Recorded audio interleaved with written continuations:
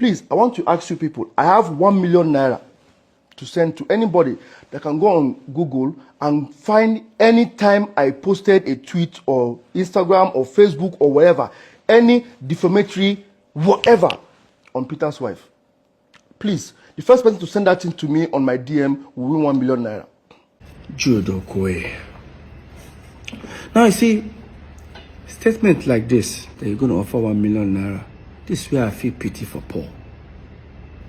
Guys, I can guarantee you guys, Jude, we all know. Jude, you know you use Paul as a decoy. Yes. You try to manipulate Paul to say some things online so that at the end of the day, you're not setting up Paul for dragging. Now look at what you just said. Meanwhile, look at the innocent post Ola posted to wish I and Paul happy birthday. That's Paul's response. Now look at Jude's comment underneath.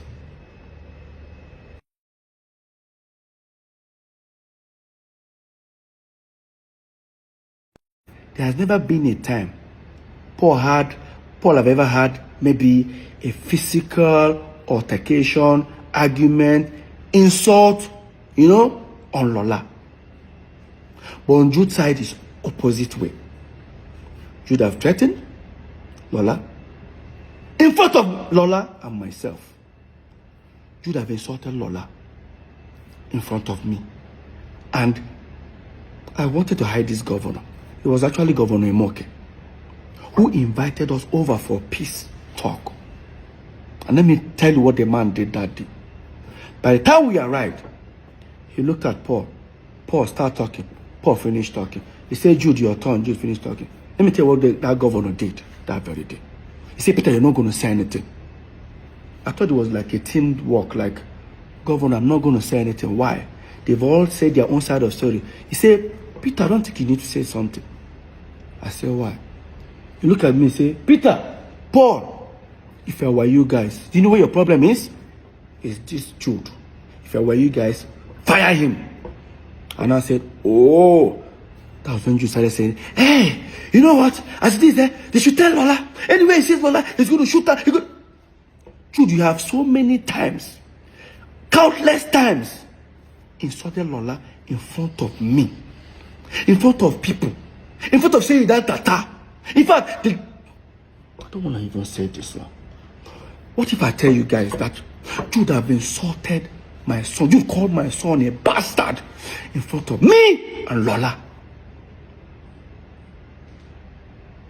And yes, I will tell you guys this short story. Maybe I wanted to hide it. Some years back, when my girlfriend then Lola was pregnant, I didn't want the news to break me. I decided to break the news. Because then, there was too many baby mama of social celebrity, baby mama, social celebrity gave birth, social celebrity impregnated. I didn't want that to happen to me. We went for a Sound City Awards. We won 3 awards that day. When we were leaving the venue, the paparazzi, the media people gathered us. Of course, we held the awards. We were having more like an interview. Next thing I did was, they said, well, who are we dedicating the awards? I picked up the first award. I said, this award is for God, I'm Almighty, I praise God with that one. Second one award, I said, I dedicate this award to the fans and to everyone who has supported us. The last one, I say, this one is for the mother of my unborn child and my incoming son. Next thing, Paul and Jude walked away from the media setting. They picked the car, turned around, and entered the car. We drove. Left the venue towards headed to Third Main, and Jude pulled over and said, what was that for? I said, what's the problem? Now, do you know how this thing is going to ruin our career? I said, how ruin our career? I don't want the news to break me. I decided to break the news. The last thing I want to see online, start saying, this idiot, this is that. No, once I break the news, it's no more going to be a rumor. By the time we got home in Omole, next thing I heard from Jude, she must come on that Pekin. That woman must come on that Pekin. You're talking to her. Do you know how old I was that time, Jude? I was almost 27. Nothing that Jude and Paul didn't do for Lola to take that pregnancy out. To a point, they forged an email. Jude and Paul forged an email. I'll try and trace that email. To frame Lola up. I was on my own in my room one day. Paul came to me and said, Jude send you message. I checked my phone. He said, no, not before phone. For your email. I checked. I read that email for nearly about 20 minutes. An unknown person sent an email to Jude. Jude now forwarded to me. The things I was seeing there were rubbish. Oh, that my son is not my son. According to them, that the unknown person claimed that my son is not my son. That Lola is using the child to trap me.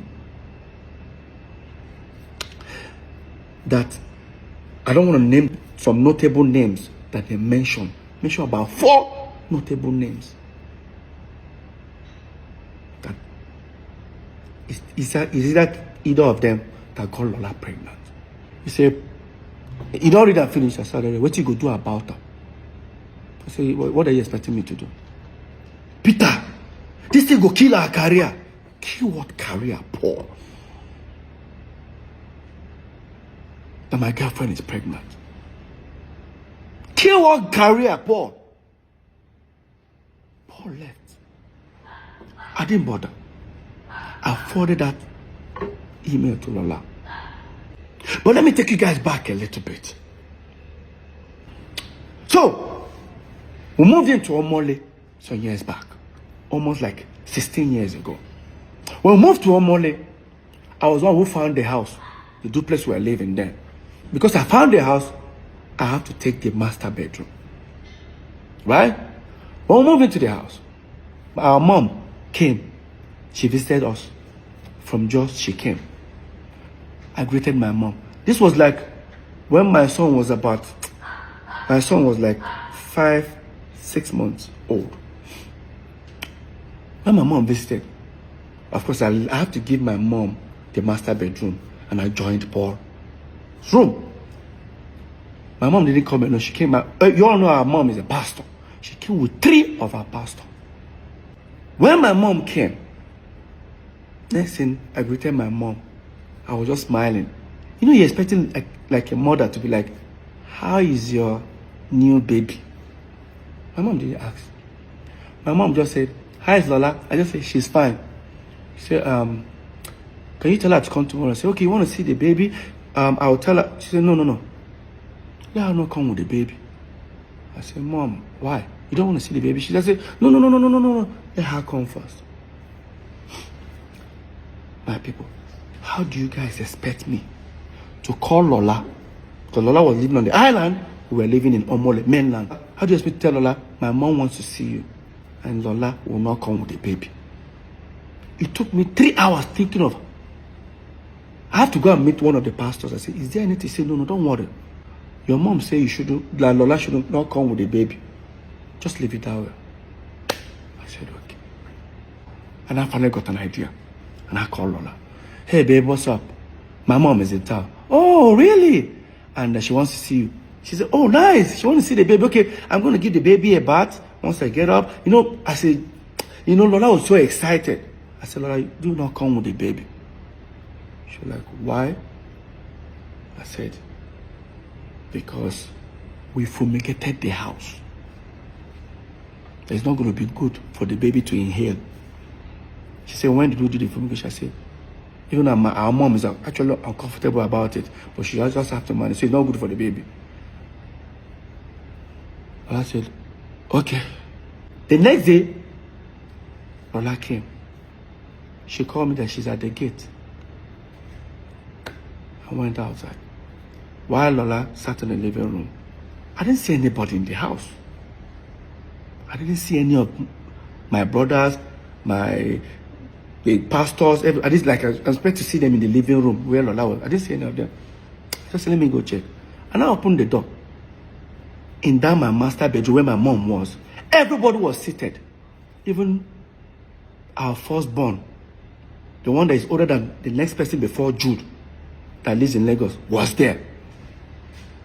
Tony, my brother, was there. The pastors were there. Paul and Jude were there. When I came, I said, okay, Lola is around. They said, tell her to come. The way I was walking to go and call Lola, I was uncomfortable. But I didn't say anything. I brought Lola. Entered the room. That was my room. Master bedroom, which there's a bed and there's a couch. Nobody stood up to say, hey, Lola, sit down. Lola just entered. Good morning, ma. Everybody get it. Nobody even cared to say, Lola, come and sit down here or anything. Nobody. I and Lola sat on the floor in my room. I and Lola sat on the floor. Next thing my mom said, young woman, we the Okoye families here have decided you should leave our son alone. I said, Mom, what's going on? Next thing. Now, because few days before that moment, me and Lola had a little quarrel, as a couple quarrel. Lola was looking at me thinking, maybe I planned it to exit the relationship. Lola just said, babe, what's going on? I said, Lola, come on. I said, Mom, what's going on? Next thing Jude just said, leave our brother alone. I look at Jude's face. It is like Jude said, it's like carry water from mouth. I'm like, hey, can anybody? Everyone there tried to calm Jude down. Next thing, Jude just stretched his hand. Because in that my room, I have my son's picture when he was 3 months old by the side of the bed. Jude stretched his hand and picked it and looked at it. Guess what came out of Jude's mouth? For those who understand Igbo, as the way Rona, Oyene, Unwabu, bastard. All Lola heard was bastard. Lola just said, did he just call her? I saw the pastor. I said, Lola, I was just trying to calm Lola down. Lola started crying. Guess what happened? They pushed Lola out of the house. Yes. I was trying to hold Lola. By the time I would tell Lola, stay down. Lola, calm down. Lola just opened the door. I opened the door to talk. As I opened the door, I didn't even know that Lola came with our son, with the nanny in the car. Lola still brought our son in the car. That means she was like, to her, like, okay, even if our mom, if the child cannot enter the house, her mom can come outside and see the baby in the car. That's how Lola jammed the door, zoomed off, and went back inside. Everybody have left the room, except my mom and one of the pastors. And I said to them, what have you guys done? I told Mom, did you pray before? Our mom, our mom sees vision. I won't lie to you. I asked my mom, I said, did you pray before coming? Next thing our mom said, she came to take care of the situation before she can go and pray. I looked at my mom and her face. I said, this is not right. I left. Guess where I went to? I went to a hotel nearby in Omole. I stayed there alone. For hours, I waited till a particular time. I drove, went to the island. I knocked at the last door. Knocked, she wasn't picking the phone. The cook now came. She said, Madam, don't pack her things, so come out. I said, I'll help her pack some bags. I didn't see Lola and my son for over 5 months. 5 months after that incident, my mom came back to Lagos. Gathered everybody again. Sent for me, I came. I sat down. You guys would have imagined the trauma that was going on with my brothers. We were still doing shows, doing everything together. We sat down. I sat down with everyone in the room again. Here's what happened that very day. The pastor started with the prayers. Finished the prayers. And I said, Peter, what we're about to tell you, you might be disappointed. But take it that they say God works in wondrous ways. This might be one of them. As the pastor was, talking, Jude was like, Jude was just hissing. But this time I was now sitting close to the table near the bed. And I said, Peter, stretch your, let me have your son's picture. He said, don't worry. I just stretched the same picture that Jude made that statement on. Now look at the picture. Peter, the Spirit of God said we should tell you this. That if anybody insult this boy again, if he's killed, kill that person. This is your blood.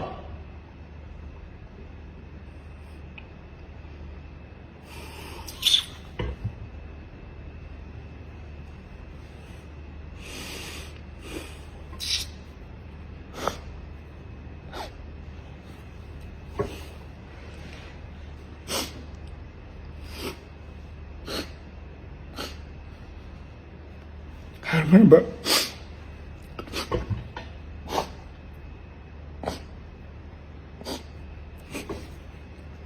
I went down on the floor, I started crying. I opened my eyes, everyone had left the room. When everyone left the room, my mom said, why am I crying?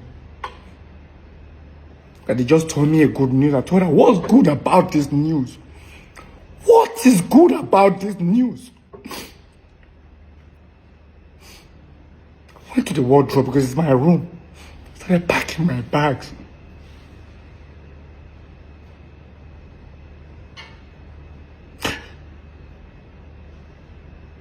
And I looked at my mom's face. I told her, and I said, this thing you started, I pray you'll be alive to witness the end. I left. Went back to that same hotel. When I went to that hotel, I started communicating. Then there's a family friend of Lola who has a son that's older than my son with about a few months. So I'm always calling him, do you know where Lola is? I'll call him, say he doesn't know and all that, But sometimes when I'm talking to him, I can hear a baby crying in the background. So I wasn't, because when Cameron was born, I was not there. It was this guy that was there. You know why? Do you even know why I wasn't even there? I think, oh my God. I wasn't there when my son was born. I bought a ticket to travel to make sure I was there for my son's birth. To book the show in Akwa Ibom.